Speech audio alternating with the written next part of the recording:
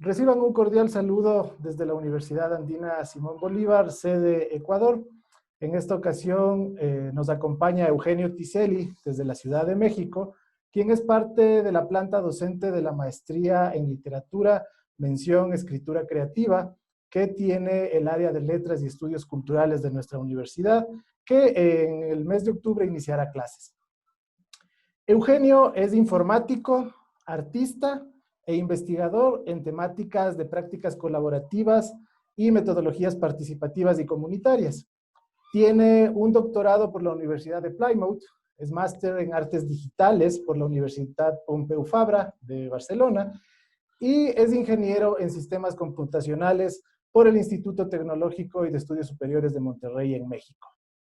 Desde esta mixtura complementaria entre el arte, la informática y la participación social, conversaremos con Eugenio sobre estos tres elementos enfocados hacia la creación literaria en entornos digitales, para entornos digitales y con sistemas informáticos. Bienvenido, Eugenio. Me gustaría que en esta conversación, para contextualizarla, nos introdujeras al tema de tu obra, cómo escribiste este poemario, El drama del lavaplatos, para luego iniciar con preguntas sobre poesía y creación asistida por ordenadores. Bienvenido. Muchas gracias, Pablo, y bueno, muchas gracias a todos los que nos están viendo. Es un verdadero gusto estar aquí con ustedes. Bueno, pues este poemario, El drama del lavaplatos, es un poemario que surge a partir de una herramienta que está en internet, que está en mi página, se llama Poesía Asistida por Computadora, y es una herramienta que lo que hace es tomar una frase y distorsionarla utilizando un algoritmo muy específico y dar como resultado otra frase que es similar a la frase inicial, pero tiene ciertos cambios. El algoritmo funciona, brevemente lo digo, así: se toma la frase inicial, se traduce al inglés utilizando un servicio de traducción automatizado, se sustituyen algunas palabras por sinónimos y después se regresa la frase al español, ¿no? Utilizando también un traductor automatizado. Entonces es una especie de juego oulipiano. Ya saben, el Oulipo, que era este grupo francés o internacional de autores que creaban reglas para la escritura y después utilizaban esas reglas para generar textos.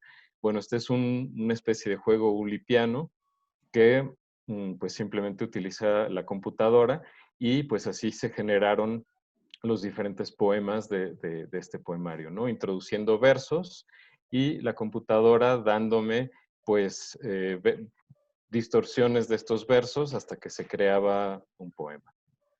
Bien, en ese sentido vamos a la parte de la entrevista, luego de esta contextualización de cómo generaste el libro.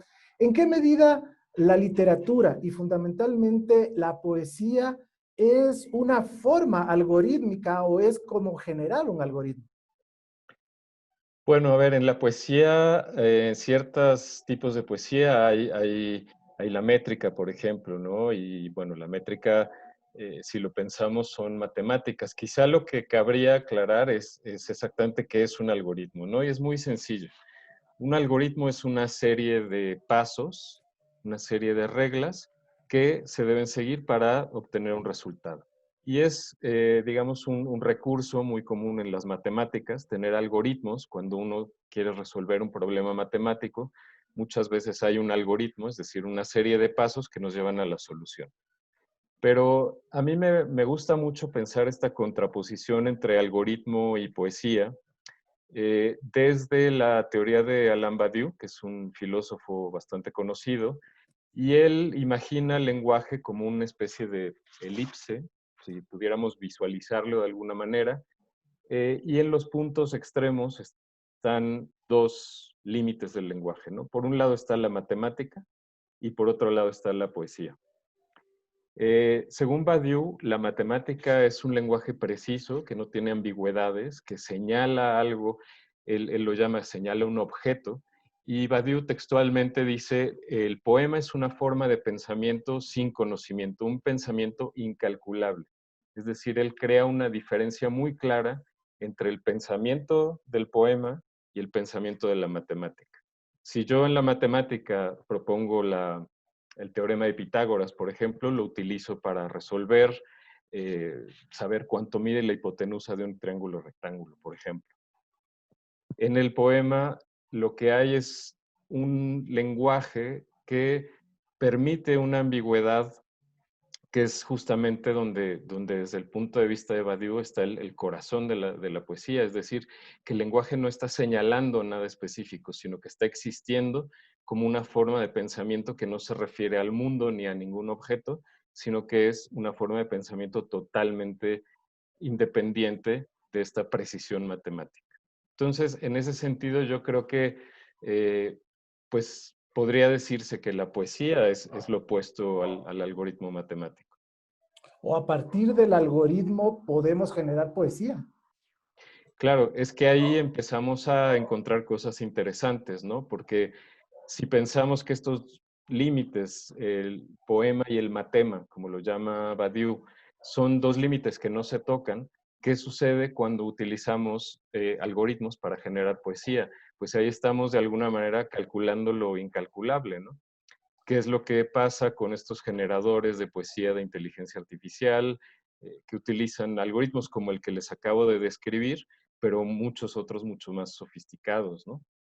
En este sentido, topamos un tema ya muy antiguo también, que es la creación del cadáver exquisito. ¿Cómo interviene esta concepción de generar un cadáver exquisito tomando partes de elementos, partes textuales, ahora con un proceso informático?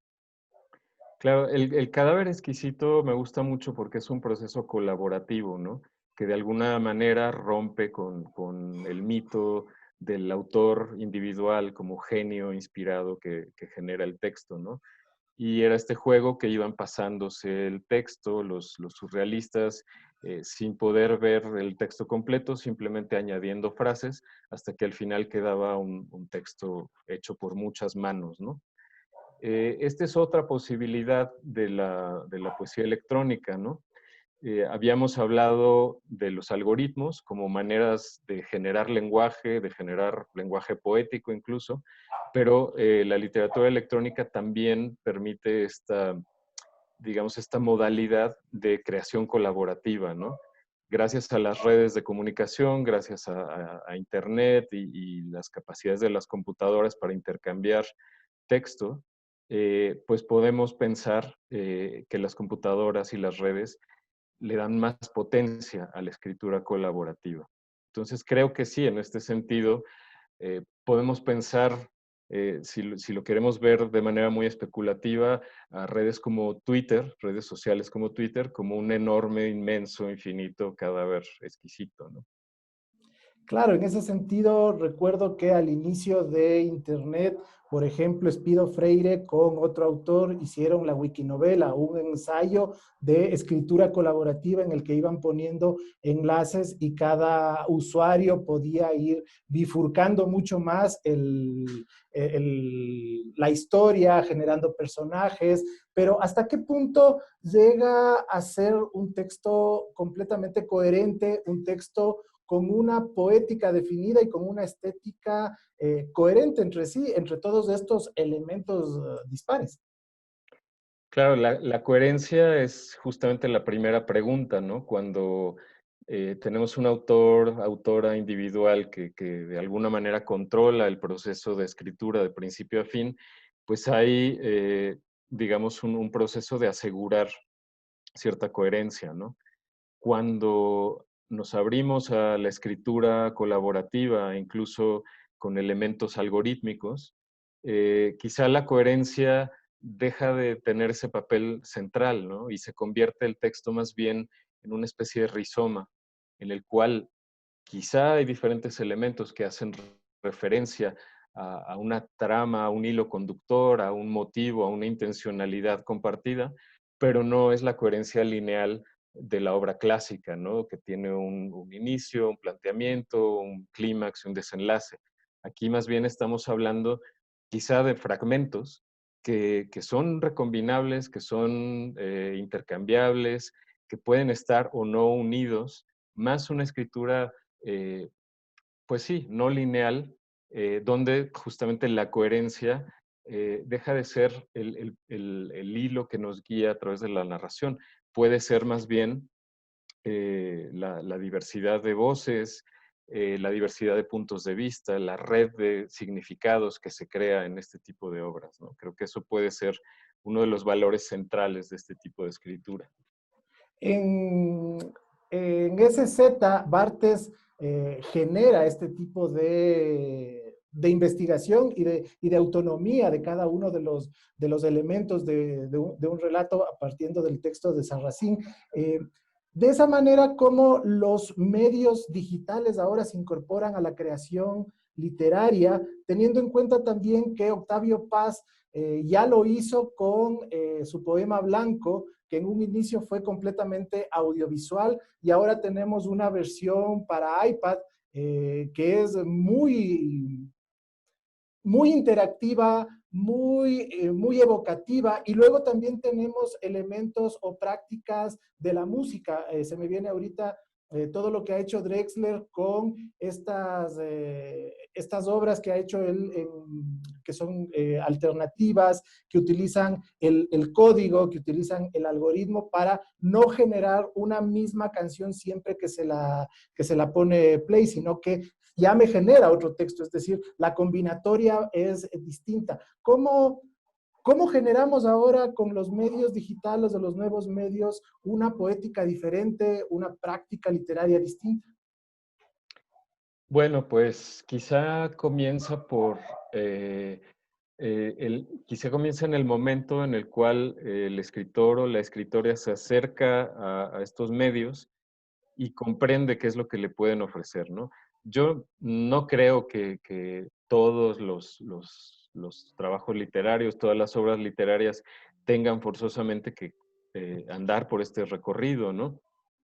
Más bien se trata de descubrir qué es lo que ofrece específicamente la computadora, los medios electrónicos, y cuáles de esos recursos los podemos listar de una manera muy simple. El cálculo, es decir, los algoritmos, la posibilidad, por ejemplo, de generar combinatorias, la posibilidad de fundir en un solo espacio diferentes tipos de medios como el video, la imagen, el texto, el sonido, etcétera, y la posibilidad de interactuar, es decir, que debido o gracias a la acción del lector, la lectora, se pueda modificar alguna característica del texto. Entonces, estos recursos, este conjunto de recursos que están articulados por la programación, cuando un autor literario los descubre y se da cuenta que pueden añadirle algo a la obra, entonces allí es cuando se da esta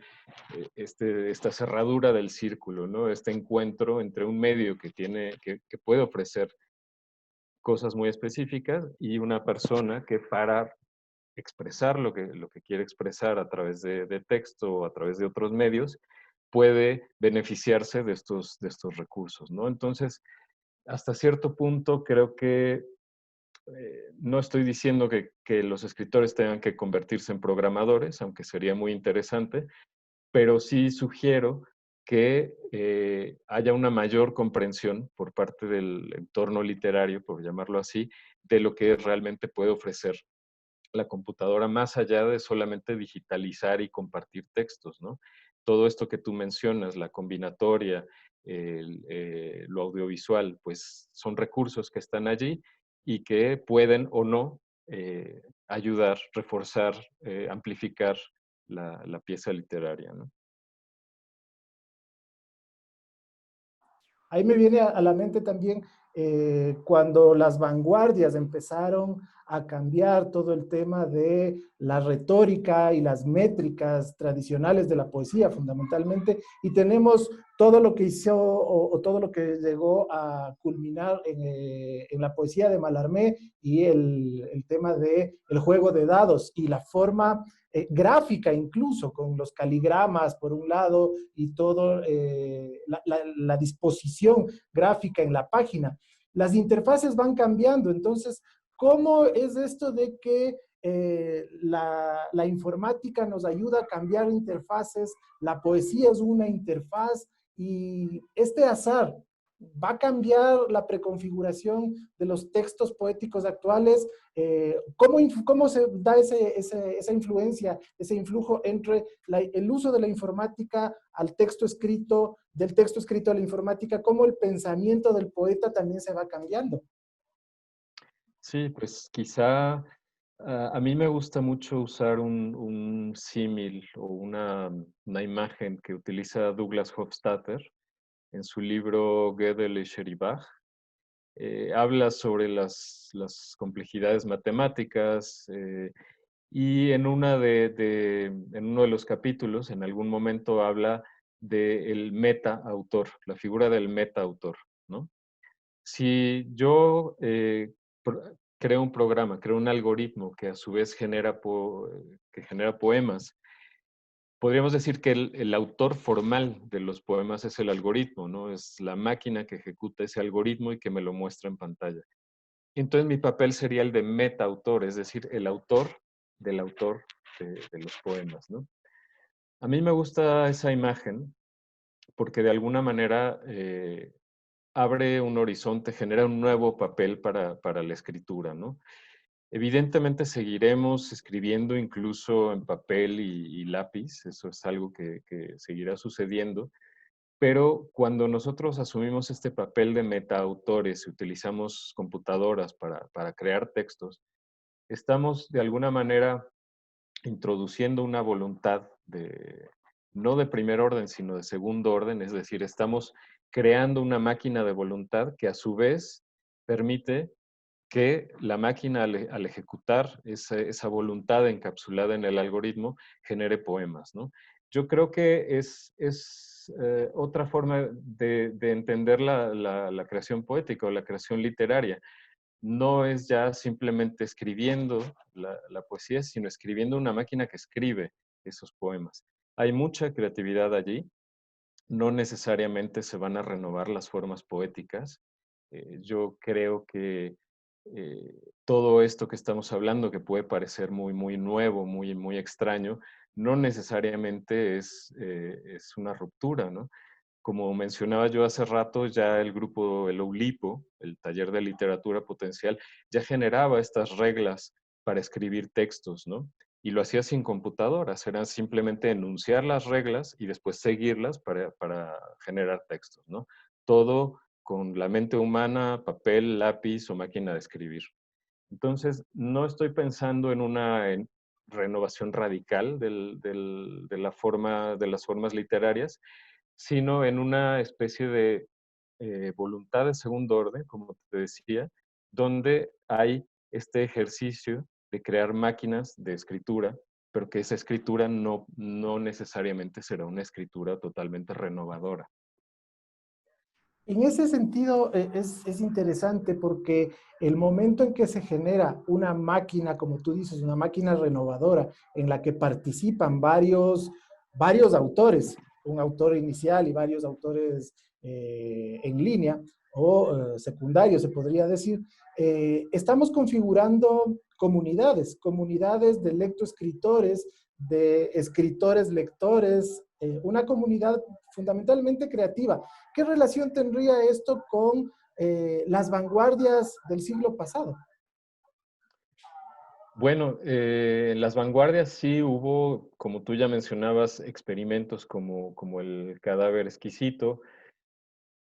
Quizá las vanguardias que más me interesan en ese sentido tienen que ver con el arte más que con la literatura, con el arte participativo, con el arte que implicaba la acción de comunidades y en donde el autor ya no era la última autoridad, ya no estaba en ese pedestal donde la obra se creaba según su inspiración o según sus caprichos o sus diseños, sino que la creación se colectivizaba. Y hay ejemplos muy, muy potentes en todo el movimiento Fluxus, donde las autorías individuales se rompen y se convierten en autorías colectivas. Entonces, siento que en este momento la literatura, gracias a al potencial colaborativo que ofrecen las redes, eh, puede entrar, digamos, en este terreno que ya había sido probado hasta cierto punto por las vanguardias literarias, pero sobre todo por las vanguardias artísticas, ¿no?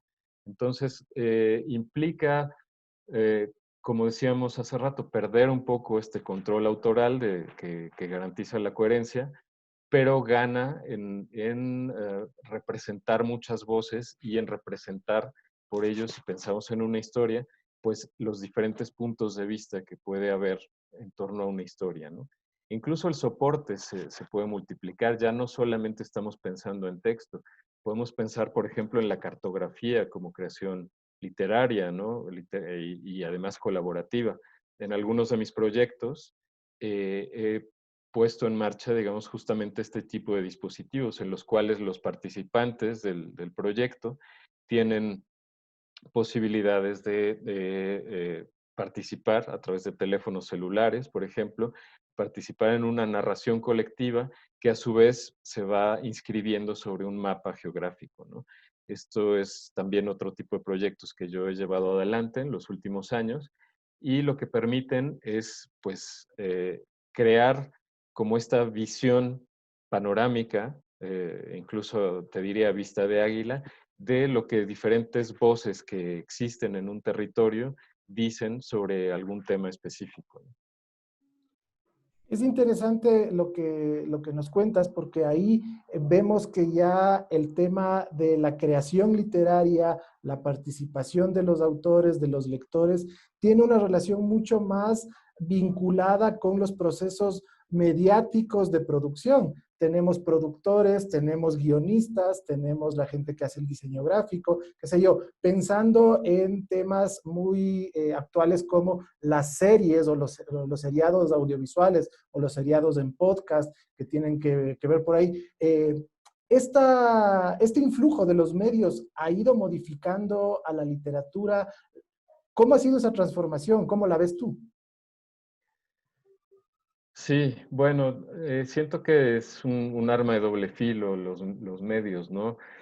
Evidentemente generan ciertos ordenamientos, ciertas metodologías que pueden, digamos, de alguna manera filtrarse al trabajo literario de muy diferentes maneras, ¿no? Personalmente lo que me preocupa mucho es la mediatización de la literatura y de cómo la literatura en este momento está supeditada a la publicidad. Incluso los propios autores están obligados de alguna manera a hacer publicidad de sí mismos, de su propia obra. Y siento que es una relación tensa con la de la literatura actual en general y los medios electrónicos, ¿no? Te digo, es una relación que puede amplificar, por un lado, la literatura, que puede generar nuevos, no solamente nuevas temáticas, sino nuevas metodologías y la posibilidad de presentar los contenidos de maneras muy diversas, pero también la literatura queda totalmente impregnada del lenguaje mediático, que te digo, hoy en día es un lenguaje de publicidad, y publicidad estamos hablando también de ventas, ¿no? O de capitalización de la popularidad en forma de likes o de ese tipo de métricas de las redes, que hoy son los medios por excelencia, ¿no?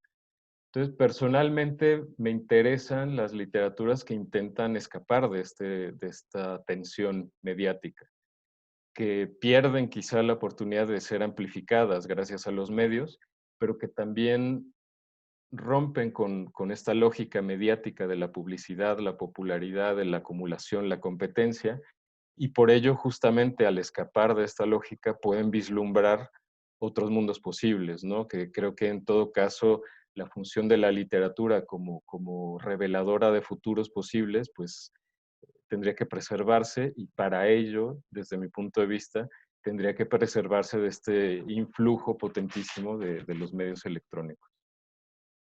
Sí, efectivamente, y te hacía esa pregunta fundamentalmente para poder tener esta diferenciación, porque muchas personas pueden tener la idea equivocada de que hacer literatura digital o con procesos informáticos tiene que ver o está muy relacionado con a poner tweets, a hacer cosas en Instagram, mediatizarse por las redes sociales. Entonces, ahí perdemos coherencia, no se genera un proceso literario ni artístico como tú bien lo señalas.